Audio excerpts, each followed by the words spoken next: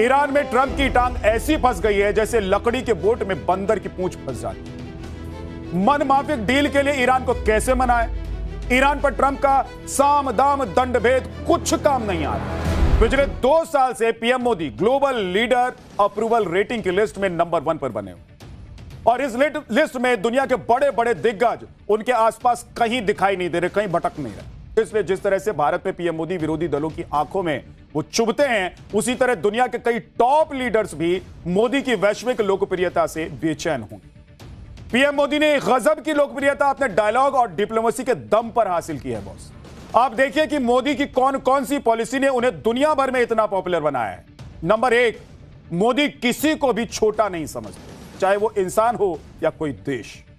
आपको याद होगा कि 2014 में पहली बार पीएम बनने के बाद मोदी ने पहली विदेश यात्रा में भूटान जैसे छोटे पड़ोसी देश को चुना था। किसी बहुत बड़े या किसी सुपर पावर देश को उन्होंने नहीं चुना था और पिछले 12 साल से मोदी उसी पॉलिसी पर चल भी रहे।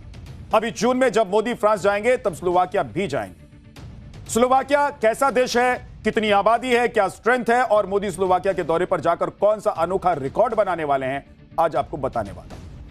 साथ ही यह भी बताऊंगा कि अगले महीने जब पीएम मोदी फ्रांस में G7 समिट में हिस्सा लेंगे तब वहां ट्रंप भी मौजूद होंगे। लेकिन सस्पेंस इस बात का है कि क्या वहां पर मोदी ट्रंप की मुलाकात होगी, क्या दोनों द्विपक्षीय बैठक करेंगे या सिर्फ ट्रंप से हेलो हाई की रस्म निभाकर आगे बढ़ जाए। आप देखिए कि पीएम मोदी अब तक 40 से ज्यादा छोटे देशों के दौरे कर चुके हैं और एक एक करके छोटे देशों से भारत की दोस्ती मजबूत करते जा रहे हैं। स्लोवाकिया का दौरा इसी पॉलिसी की अगली कड़ी है। और दूसरी तरफ ट्रंप को देखिए, ये साहब ताकत के नशे में इतने चूरे हैं कि दुनिया भर के देशों को सिर्फ धमकाते रहते। ट्रंप हर कमजोर और छोटे देश को सड़क छाप धमकी देते रहते। ईरान को रोज सुबह उठकर धमकाना शुरू कर दिया है, उनका रूटीन बन गया अब तो ये। लेकिन कल ट्रंप ने ओमान को भी धमका दिया और मिडिल ईस्ट के अपने मित्र देशों को भी अब ट्रंप नहीं छोड़ रहा। ईरान में ट्रंप की टांग ऐसी फंस गई है जैसे लकड़ी के बोट में बंदर की पूंछ फंस जाती है। ट्रंप को समझ में ही नहीं आ रहा है कि हॉर्मुज कैसे खुलवाएं, मनमाफिक डील के लिए ईरान को कैसे मनाएं। ईरान पर ट्रंप का साम दाम दंड भेद कुछ काम नहीं आ रहा। और आखिर में आपको बताऊंगा कि भारत ने रेयर अर्थ मटेरियल को लेकर रूस के साथ कौन सी डील कर डाली है कि चीन की चाल धरी की धरी रह गई और ट्रंप की टेंशन अलग बढ़ गई।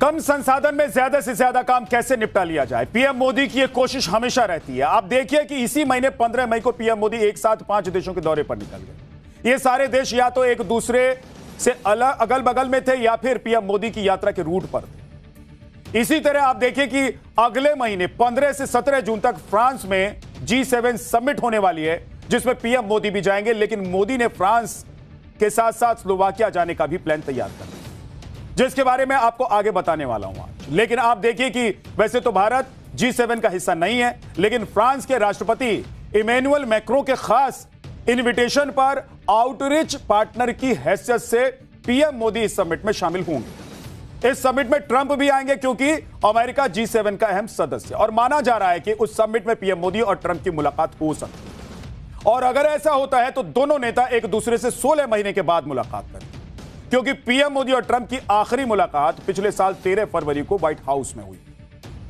लेकिन इस मुलाकात के बाद से अब तक जिस तरीके से ट्रंप ने भारत के खिलाफ बैक टू बैक बयानबाजियां की हैं, उससे भारत और अमेरिका के रिश्तों में तल्खी आई। पीएम मोदी ने भले ही ट्रंप के किसी भी बयान पर प्रतिक्रिया नहीं दी, लेकिन अभी भारत दौरे पर आए अमेरिकी विदेश मंत्री मार्को रूबियो को भारत ने इस बात का एहसास पूरी तरीके से करा दिया कि वो ट्रंप के हाल के बयानों से खुश नहीं है। आप देखिए कि ट्रंप ने भारत को टैरिफ टेरर दिखाकर ब्लैकमेल करने की कोशिश की और 50% टैरिफ लगा दिया। भारत ऑपरेशन सिंदूर के वक्त सीज फायर का क्रेडिट खुद लेने लग गए, जबकि भारत ने कभी नहीं कहा कि अमेरिका ने सीज फायर कराया है।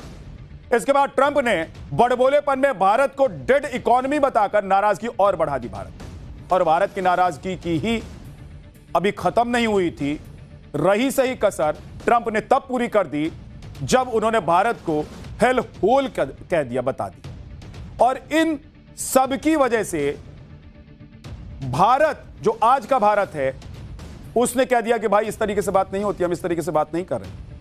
और इन सब की वजह से एकमात्र जो पूरी दोनों देशों की रिश्ते की कड़ी थी वो कमजोर होने लगी।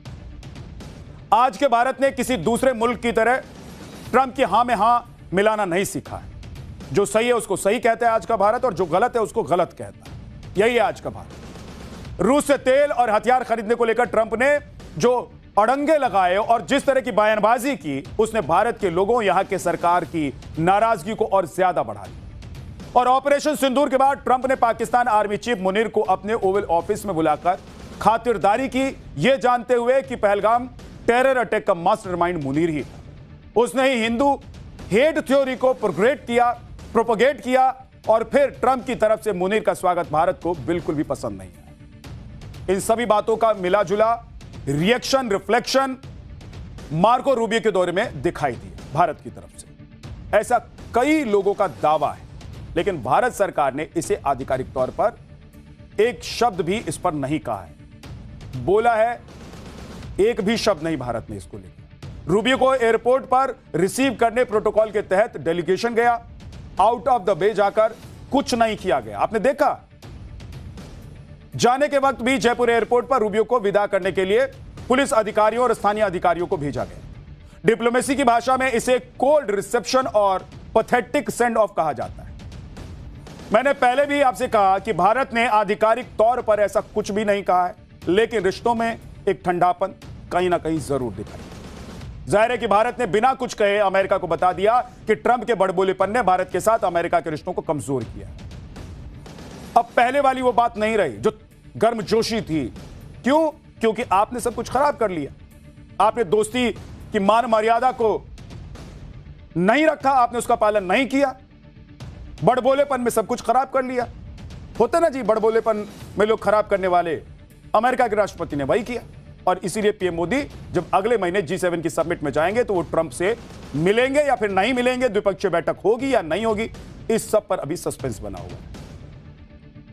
हालांकि मैं ये भी आपको बता दूं, साफ कर दूं कि अभी भी प्रधानमंत्री अपने जवाब में, अपने संबोधन में राष्ट्रपति ट्रंप को मेरे दोस्त कहकर ही संबोधित करते हैं। भारत अमेरिका की कूटनीति सेम पेज पर है।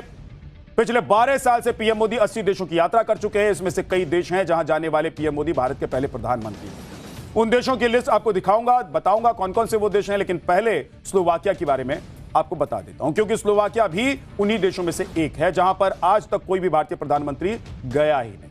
भारत और स्लोवाकिया के बीच राजनयिक संबंध 1993 में बने थे।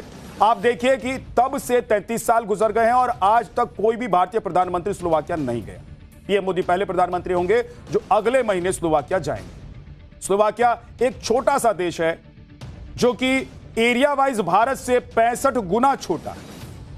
आप देखिए कि स्लोवाकिया दुनिया में कहां और किस नंबर पर आता है। क्षेत्रफल के हिसाब से देखें तो यह दुनिया में 127वें नंबर पर आता है। आबादी के हिसाब से देखें तो स्लोवाकिया दुनिया में 120वें नंबर पर आता है, और जीडीपी के हिसाब से देखें तो 58वें नंबर पर आता है। लेकिन इसके छोटे साइज पर मत जाइए आप, क्योंकि इसके छोटे साइज पर नहीं जाना है बॉस। स्लोवाकिया को लिटिल बिग कंट्री भी कहा जाता है, क्योंकि इसका साइज भले ही बहुत छोटा है, आबादी भले ही 50 लाख की हो, लेकिन इसकी अर्थव्यवस्था मजबूत है, खूबसूरत पहाड़ी इलाका है और इसकी भौगोलिक स्थिति इसके महत्व को बढ़ा देती है। ये देश यूरोप के केंद्र में स्थित है, इसीलिए रणनीतिक रूप से स्लोवाकिया का बड़ा महत्व है। माना जा रहा है कि पीएम मोदी का स्लोवाकिया दौरा ईयू यानी कि यूरोपियन यूनियन के साथ एफटीए की ही एक कड़ी है, क्योंकि स्लोवाकिया ईयू का मेंबर देश है और यहां पीएम का दौरा इकोनॉमिकल, टेक्नोलॉजिकल और स्ट्रेटेजिकल पार्टनरशिप को लेकर देखा जा रहा है। सवाल है कि जहां दुनिया भर के देश ताकतवर देशों के साथ अपने संबंध मजबूत करने में जुटे हैं, वहां भारत दुनिया के छोटे छोटे देशों को भी क्यों साध रहा है, उनसे अपनी दोस्ती क्यों बढ़ा रहा है, आज आपको बताने वाला। देखिए, मैंने पहले ही आपको बताया कि पीएम मोदी किसी भी देश को छोटा या फिर बड़ा नहीं समझते। वो साइप्रस जैसे छोटे से देश के राष्ट्रपति से भी उसी आत्मीयता और सम्मान के साथ मिलते हैं जैसा कि अमेरिका, रूस, फ्रांस और ब्रिटेन जैसे बड़े देशों के नेताओं से वो मिलते हैं। और इसी वजह से छोटे देशों के बीच भारत और पीएम मोदी की लोकप्रियता तेजी से बढ़ी है। आपको याद होगा कि जब पीएम मोदी पहली बार पापुआ न्यू गिनी गए थे, तब वहां के पीएम ने तो मोदी के पैर तक छू लिए थे, उनको सम्मान दे दिया।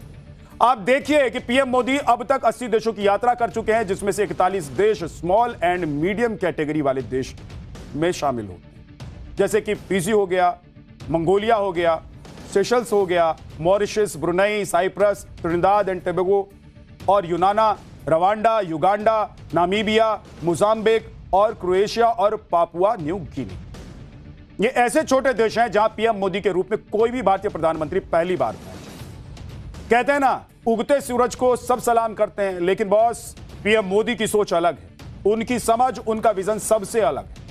आप देखिए कि बड़े बड़े देशों के लीडर्स छोटे देशों में इसलिए नहीं जाते हैं क्योंकि वो उन देशों से उन्हें कोई बड़ा फायदा नहीं देगा, लेकिन पीएम मोदी बूंद बूंद से सागर भरने में भरोसा करते हैं। भाई साहब, बड़े देशों से तो डील करते ही हैं प्रधानमंत्री नरेंद्र मोदी, साथ में इन छोटे देशों की एकजुट ताकत को भारत अपने लिए बेहद अहम समझता है।